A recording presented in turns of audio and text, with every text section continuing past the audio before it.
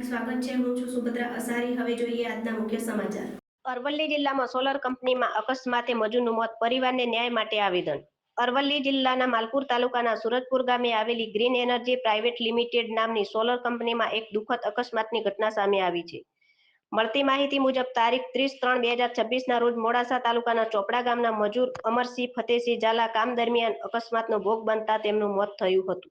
આ ઘટનામાં ગંભીર આક્ષેપો પણ સામે આવ્યા છે। કહેવાય છે કે કંપની દ્વારા અકસ્માતની જાણ સ્થાનિક પોલીસ સ્ટેશન કે લેબર ઓફિસને કરવામાં આવી નહોતી અને મજૂરના મૃતદેહને સીધો તેમના પરિવારને સોંપી દેવામાં આવ્યો હતો। આ મામલે આજે પીડિત પરિવારને સાથે રાખીને આગેવાનો એડવોકેટ ડાયાભાઈ જાદવ, એડવોકેટ ચંદ્રપાલસિંહ ખાટ અને રાકેશભાઈ તરાટ દ્વારા અરવલ્લી જિલ્લા કલેક્ટરને રૂબરૂ લેખિતમાં આવેદનપત્ર આપવામાં આવ્યું હતું, જેમાં પીડિત પરિવારને યોગ્ય વળતર આપવામાં આવે તેમજ સંબંધિત કંપની સામે કાયદેસરની કાર્યવાહી કરવામાં આવે તેવી માંગ ઉઠાવવામાં આવી છે।